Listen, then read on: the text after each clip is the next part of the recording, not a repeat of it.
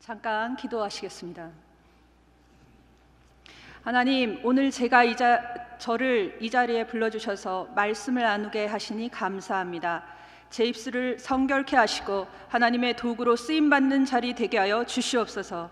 말씀을 전할 때나 들을 때에 성령께서 저희에게 동일하게 깨닫는 마음으로 허락하시고 들어야 할 말씀을 듣게 하여 주시옵소서. 이 시간은 주님의 시간이오니 이곳에 임재하시옵소서. 예수님의 이름으로 기도드립니다. 아멘. 얼마 전에 제가 밤늦게 운전을 해야 될 일이 있었습니다. 근데 제가 운전을 작년부터 시작했기 때문에 운전을 잘하지 못합니다. 거의 늘 초보 같은 그런 마음을 늘 가지고 있습니다. 근데 밤에 이제 운전을 하려니까 제가 굉장히 긴장되기 시작했습니다. 그리고 제가 설상가상으로 이제 눈에 야맹증이 좀 있어서 밤에 운전하는 것을 좋아하지 않습니다. 근데 제가 운전을 탁 하고 고속도로에 딱 올라갔는데 1시간 거리였거든요. 그래서 고속도로를 탁 올라갔는데 그때부터 빗방울이 한두 방울씩 떨어지기 시작하는 거예요. 엄청 긴장이 됐습니다. 근데 조금 가니까 비가 막 쏟아지기 시작하는 겁니다. 제 시야가 확보가 안 되고 앞에 보이지가 않는 거예요. 너무나 긴장되고 돌아갈 수도 없고 앞으로 갈 수도 없고, 그때 밤이라 몸은 피곤하고 죽겠는 겁니다. 근데 사실은 그래서 제가 60km로 막 달리고 있는데 주위에 차들은 막 쌩쌩 옆으로 막 지나가는 거예요. 그래서 막 더 긴장이 되는 거예요.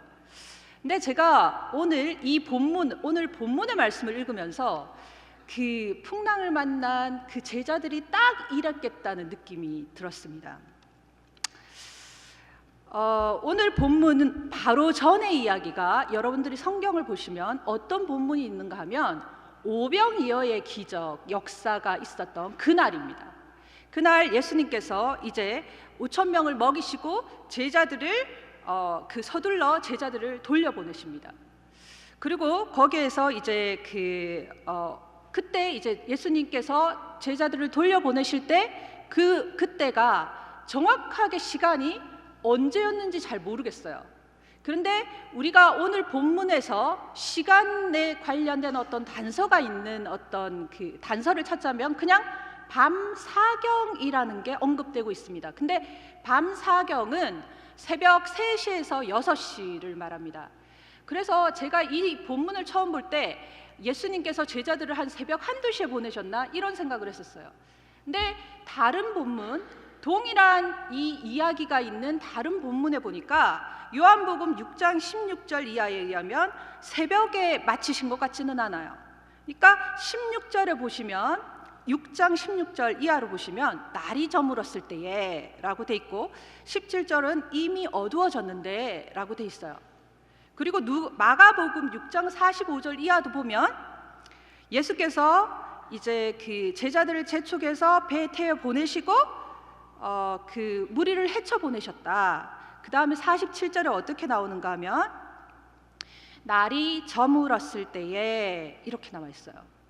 영어로 보니까 이게 evening이라고 언급되어 있더라고요. 그러니까 이게 night은 아닌 거예요. night은 굉장히 10시, 11시, 12시를 night이라고 그러죠. 근데 evening은 6시, 7시, 8시 이런 때를 evening이라고 합니다. 그러니까 이 구절에 의하면 예수님이 제자들을 돌려보낸 그 시간은 새벽은 아니었다는 겁니다. 적어도 늦은 밤이 아니었다는 거예요. 근데 그 제자들이 지금 밤 사경까지 지금 바다에 떠 있는 거예요. 그러니까 굉장히 오랜 시간을 떠 있는 거예요. 근데 오늘 성경에 보니까 10여리를 갔다고 언급되어 있습니다. 그러니까 4-5km를 간 겁니다. 운전을 하시는 분들은 아실 거예요. 1km에 한 1분 정도 걸리거든요. 차로 고속도로 타면. 근데 한 5분 정도 간 거리에서 계속 거기에 있는 거예요. 그리고 밤이 이제 본문에 보면 그날 밤에 제자들이 풍랑에 몹시 시달리고 있다고 되어 있습니다. 그러니까 그 바람이 배가 가려는 방향 반대로 계속 불었던 거예요. 그러니까 엄청 지쳤던 거죠. 그리고 밤은 어둡고 바람은 세고 몸은 피곤하고 지쳤을 겁니다.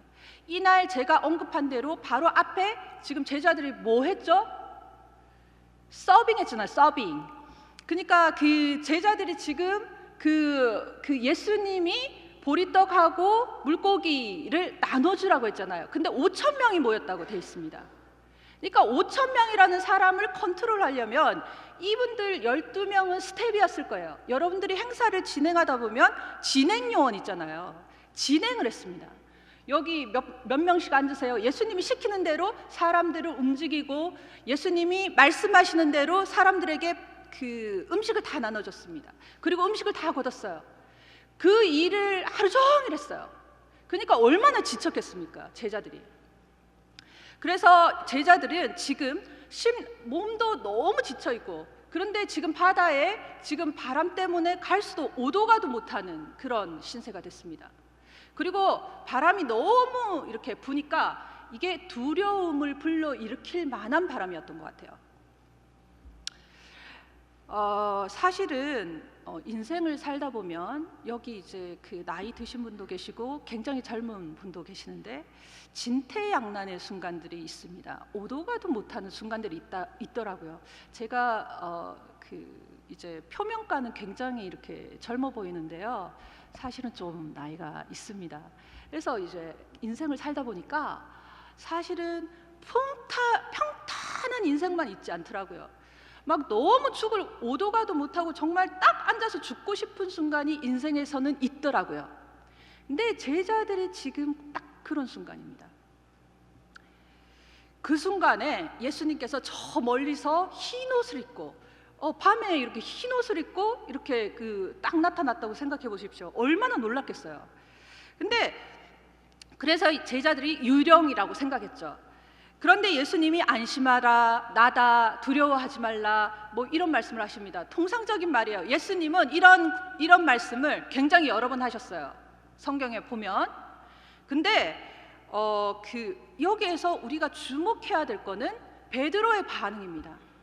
베드로가 지금 어떻게 얘기를 하고 있습니까? 만약 주님이시면 나더러 물 위를 걸어서 주님께 오라고 명령하십시오. 베드로가 지금 무슨 생각으로 지금 이랬다고 생각하십니까? 여러분들이 생각하셨을 때 베드로가 믿음이 막 꽉 차가지고 이런 말을 했다고 생각하십니까? 베드로가 지금 믿음이 100% 막 충만해가지고 이러한 얘기를 했을까요? 제가 성경을 봤을 때는 그런 것 같지는 않습니다. 그렇다면 베드로는 여기에서 가정법을 쓰지 않았을 겁니다. 주님이시라면, 이거는 100%가 아니에요. 가정법이라는 것은 항상 100%가 될 수 없습니다. 베드로의 마음속에는 그럴 수도 있고 아닐 수도 있는 거예요. 근데 이 그럴 수도 있고 아닐 수도 있는 일에 이 베드로라는 사람은 우리가 성격을 볼 수 있는데 그럴 수도 있고 아닐 수도 있는 일에 자기 목숨을 걸고 있는 거예요. 뛰어내리고 있습니다, 지금. 그래서 어떻게 좋게 생각하면 굉장히 용감한 거고 좀 나쁘게 생각하면 굉장히 무모한 거예요, 지금. 100% 확신 없는 일에 목숨을 걸고 있으니까 말입니다. 예수님에 대한 100% 확신 없음은 베드로로 하여금 뛰어내리게는 만들었어요. 그런데 그 다음 순간 바람을 의식하게 만듭니다. 이 사람은 수영을 했을 겁니다. 왜냐하면 바닷가에서 살았어요. 그리고 그 업으로, 그 당시에는 여러분들이 학교에서 배우신 것처럼 이렇게 직업이 대물림돼요. 그러니까 이 사람은 아마 수영을 했을 거예요. 그런데 밤이고 바다가 거칠었기 때문에 이게 변수가 있었던 겁니다. 이 사람이 통제할 수 있는 어떤 상황을 넘어선 거죠. 자, 여기까지 제가 오늘 이야기를 굉장히 이제 제 언어로 풀었거든요. 여기까지 이렇게 딱 들었을 때 여러분들은 생각나는 어떤 장면이나 어떤 게 없습니까? 저는 이 베드로가 딱 우리라고 생각합니다. 우리가 목회자가 되겠다고 이 세계에 들어왔을 때 여러분들 중에는 100% 확신을 가지고 여기에 있는 사람도 있을 겁니다.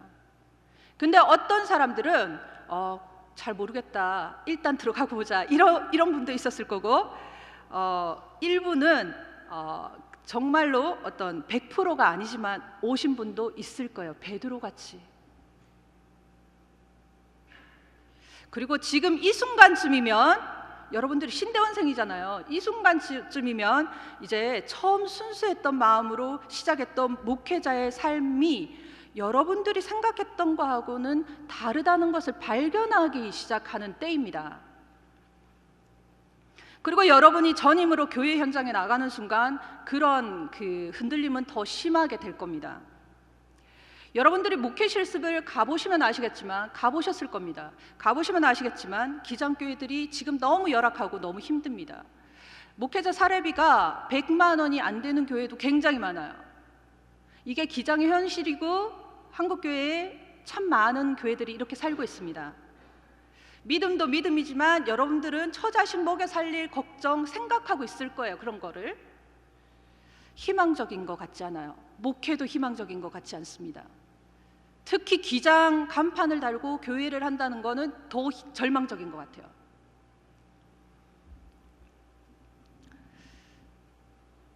꼭 풍랑이는 바다 밤바다에 있는 베드로처럼 우리가 그런 기로에 서 있을 수도 있습니다.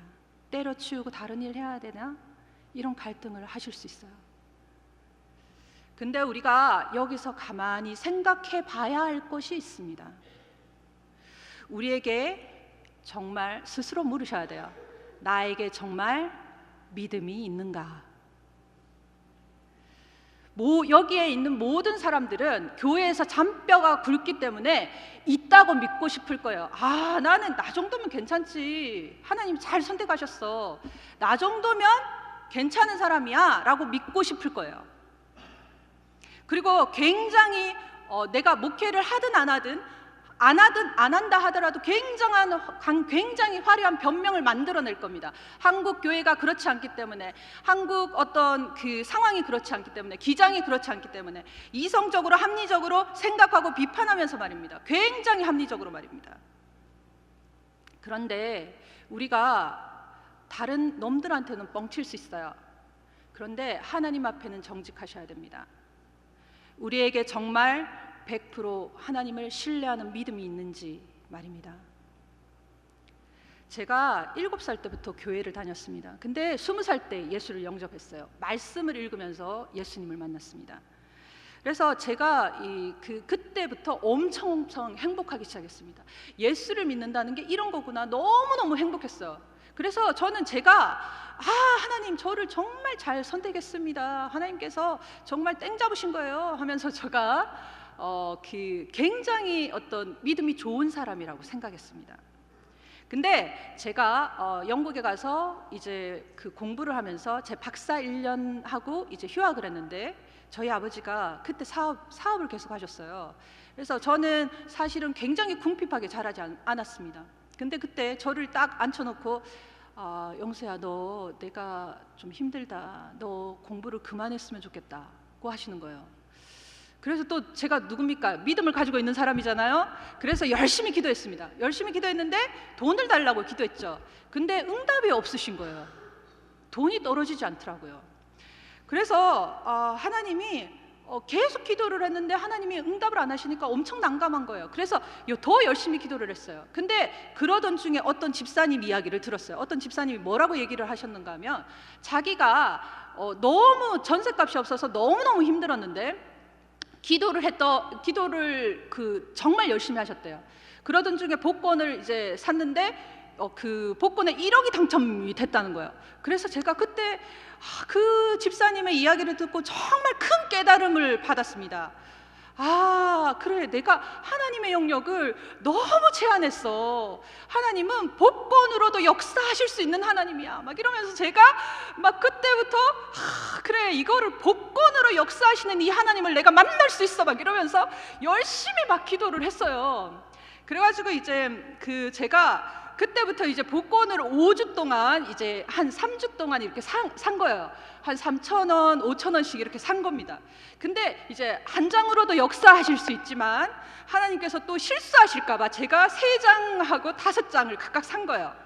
딱 샀는데 이제 막 이렇게 긁었는데 딱 한 번 5,000원짜리가 나오고 계속 꽝꽝꽝꽝꽝 계속 꽝만 나오는 거예요.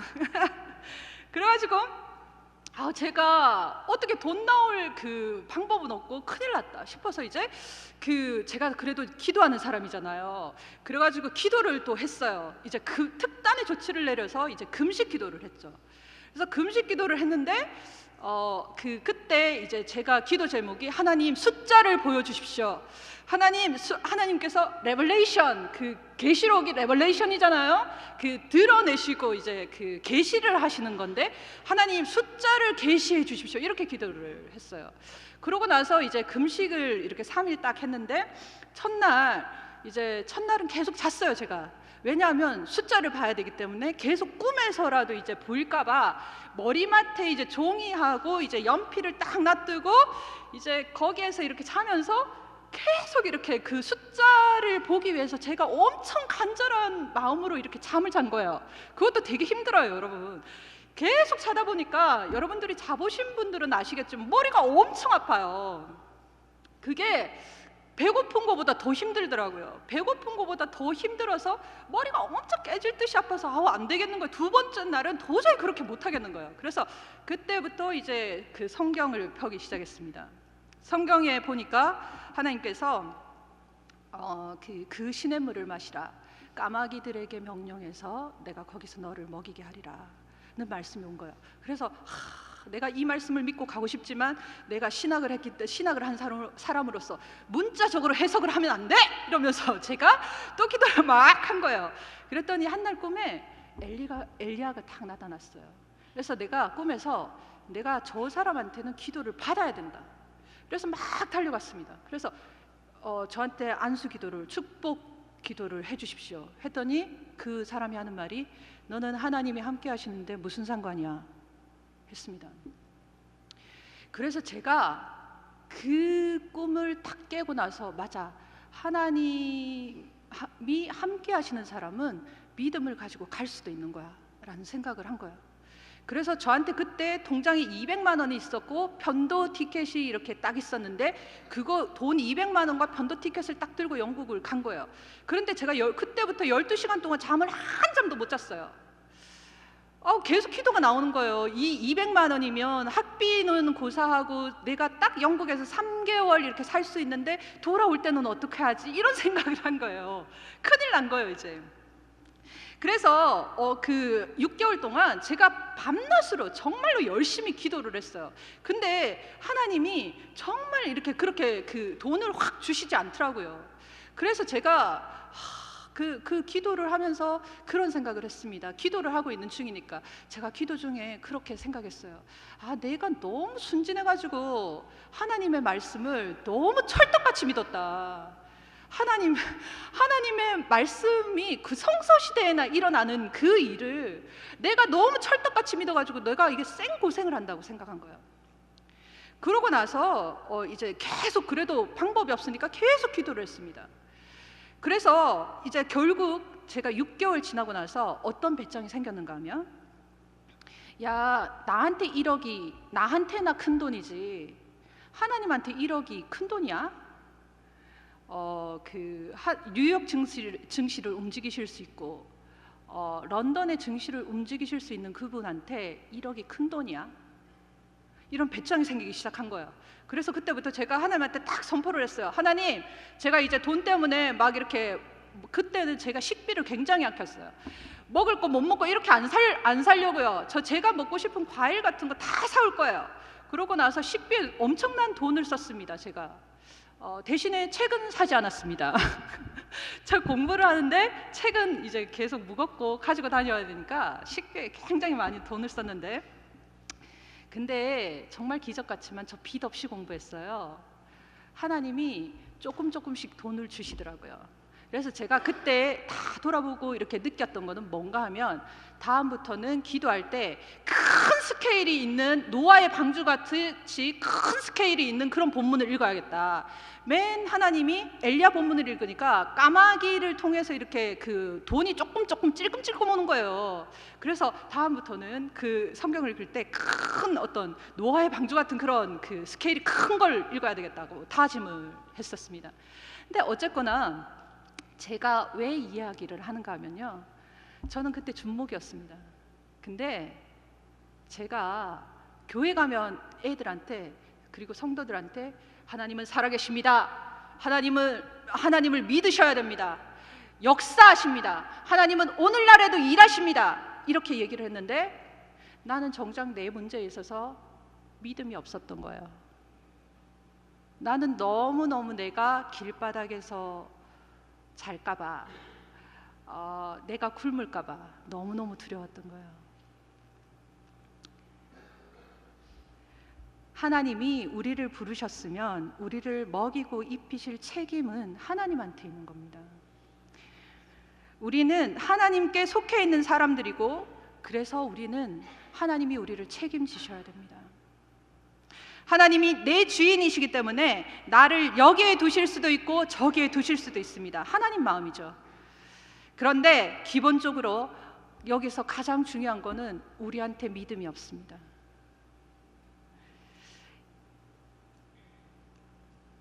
인간의 기업도 복지에 신경 씁니다.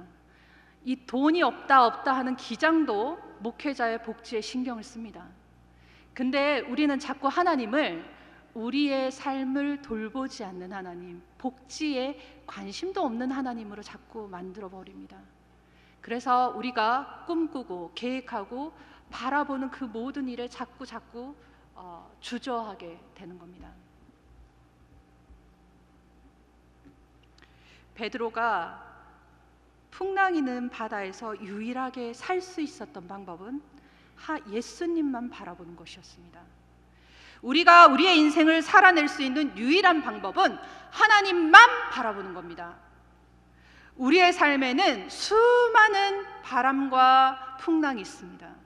경제적인 문제, 사람 문제, 건강 문제, 능력 문제, 어떤 목회자로서 겪게 되는 그런 모든 풍랑과 바람이 있습니다. 그거 보면 두렵습니다. 희망이 보이지 않아요. 못할 것 같습니다.